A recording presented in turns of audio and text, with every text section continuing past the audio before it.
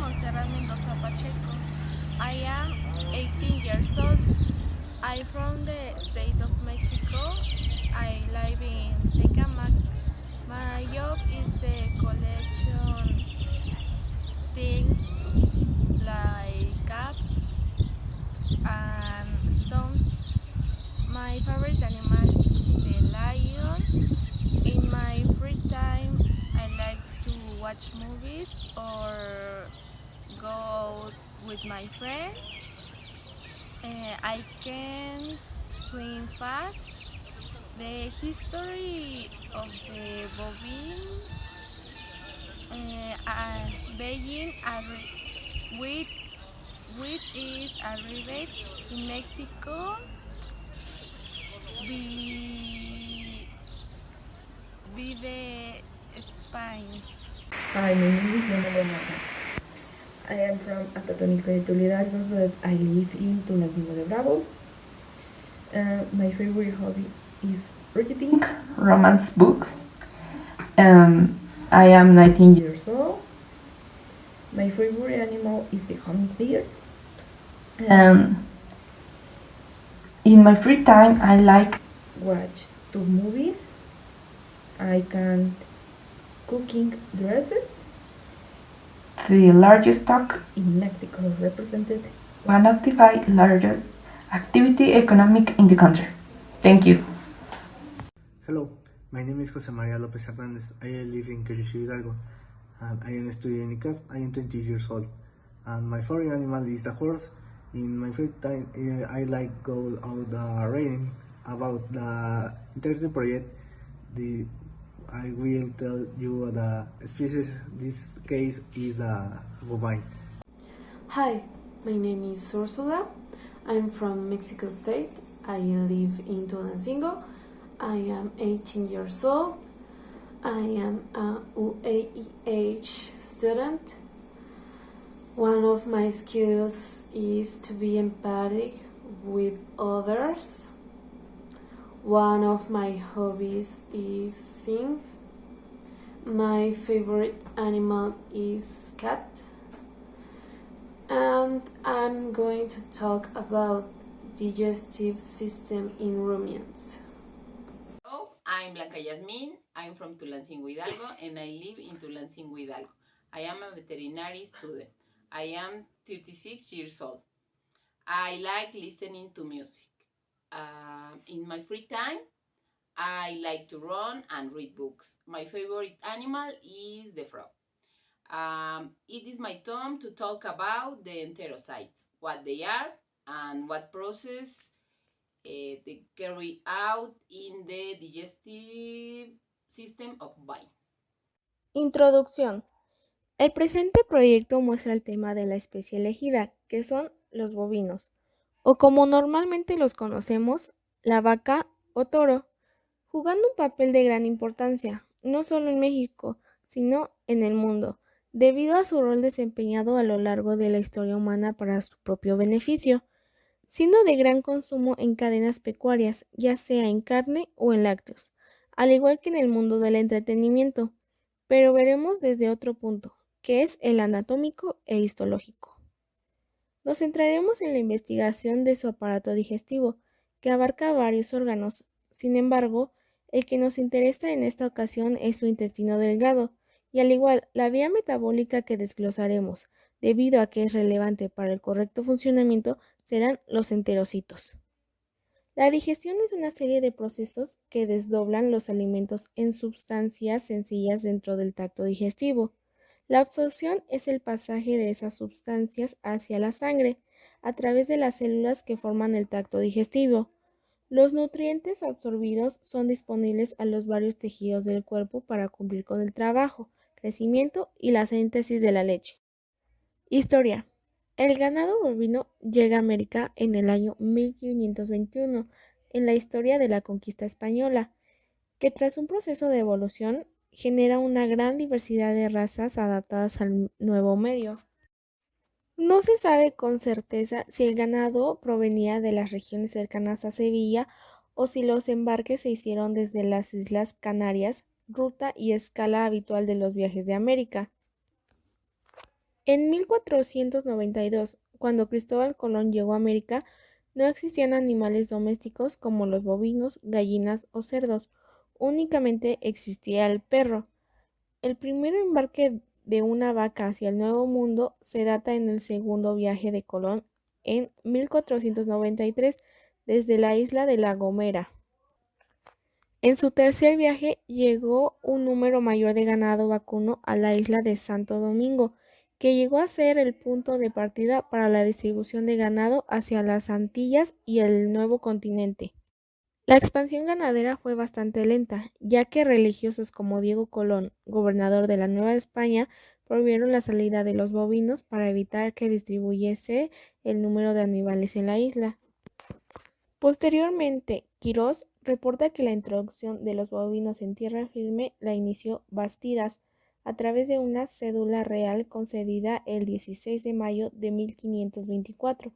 Se trasladaron 200 vacas y otros animales domésticos a Santa Marta, Colombia. Otros historiadores fijan una fecha anterior para la llegada de los bovinos, 1521. Se hace referencia a 2 desembarcos en 2 sitios distintos. Contexto socioeconómico. La ganadería es una actividad del sector primario que a grandes rasgos consiste en la cría, tratamiento y reproducción de animales domésticos con fines de producción para consumo humano. La ganadería puede ser extensiva, intensiva y de autoconsumo. Esta práctica es muy antigua y forma parte importante de nuestra economía a nivel nacional e internacional. Además de la producción de cárnicos, esta actividad también se relaciona con la fabricación de lácteos, como el queso, crema, mantequilla y leche, alimentos que se aprovechan en gran medida en nuestro país. La crianza de ganado bovino constituye una importante actividad pecuaria en cuanto a soporte a la economía. Las razas están orientadas a la producción de leche, carne y doble propósito, carne y leche. Se podría estimar que actualmente se crían 33.8 millones de bovinos. Las razas exportadas en RD son introducidas y en gran parte descendientes de genotipo asiático y europeo. Actualmente existen aproximadamente 10 razas bovinas distribuidas a nivel nacional. La ganadería hace un reconocimiento a los productores que se dedican a las actividades pecuarias de las diferentes especies por contribuir al crecimiento y estabilidad y fortalecimiento de este sector. La convergencia de territorio, recursos naturales, inventario animal, infraestructura y trabajadores posibilitan la generación de una producción agropecuaria y pesquera nacional que permite al país ubicarse en el 12º lugar en producción mundial de alimentos y el 11º lugar en producción mundial de ganadería primaria. Se podría establecer que de los 51.9 millones de mexicanos que trabajan, 739,000 lo hacen en actividades de cría y explotación de especies ganaderas. La industria merece un reconocimiento también por su contribución al fortalecimiento de la economía. Permite situarnos en el 7º lugar en la producción de carne por encima de países como Argentina, Canadá y Australia. Bien, una vez ya introducidos en el tema hablaremos acerca de la especie, en este caso el bovino, como se viene manejando.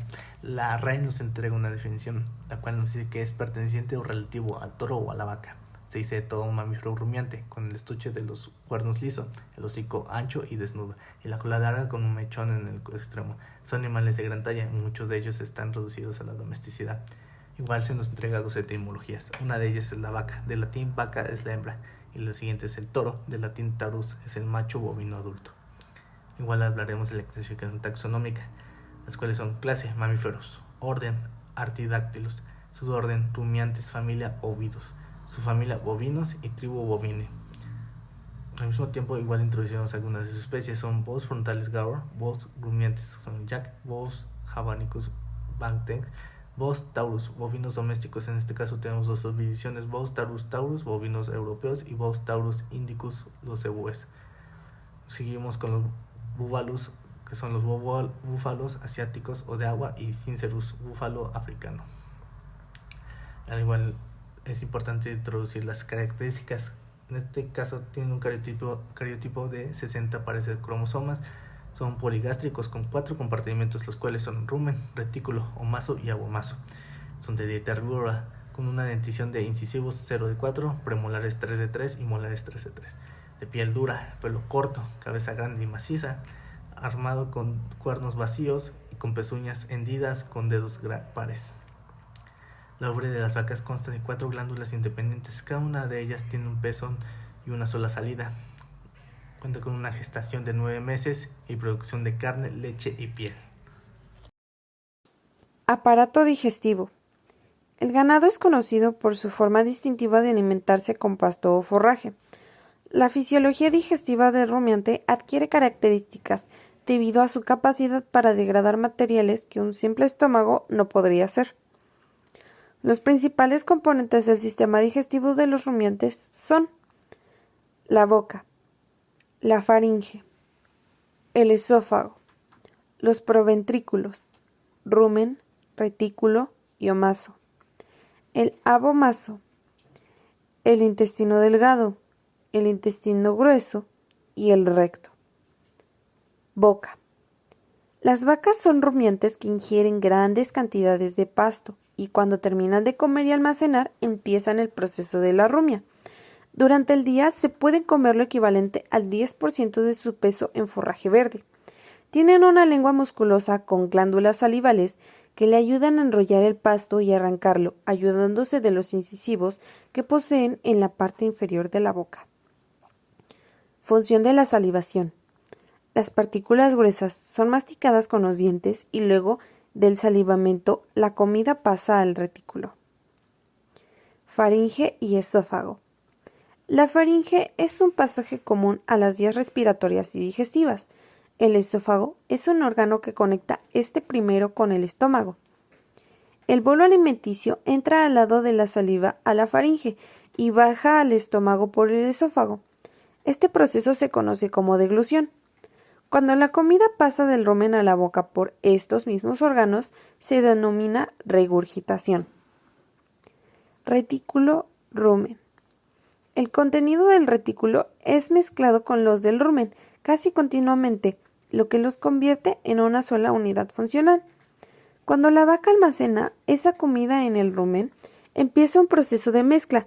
Luego el bolo de alimentos es regurgitado y allí, cuando el animal lo mastica, este proceso puede tardar cerca de 6 horas y ocurre entre el compartimiento del retículo y el del rumen. Función de la rumia.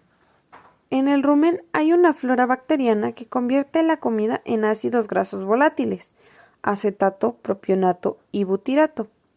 En este compartimiento también se da un proceso de fermentación. Allí los microorganismos o bacterias fermentan los carbohidratos para producir energía, gases metano y dióxido de carbón, calor y ácidos. Esta es una cámara de fermentación anaeróbica que, con sus bacterias y hongos, permite que la fibra del alimento se convierta en carbohidratos digestibles y proteína. Omaso. Este tiene una alta capacidad de absorción que permite reciclar agua y minerales. Es un órgano de transición importante entre el rumen y el abomaso. Abomaso. Alejandro González nos dice que es un compartimento también conocido como cuajar. Funciona como un estómago verdadero, en donde actúan enzimas para desdoblar las proteínas y absorber nutrientes. Intestinos. Eduardo Aguirre señala que en el intestino delgado se da un proceso de absorción y digestión. Lo que no se aprovecha pasa al intestino grueso. Allí se forman heces las cuales se expulsan por el recto. Los expertos coinciden en que resulta fundamental conocer bien el proceso de digestión de las vacas, inspeccionar continuamente tanto la boca de las reses como los pastos en los cuales los animales realizan su pastoreo diario. Seguir estas recomendaciones evitará que haya afecciones en materia de sanidad y economía.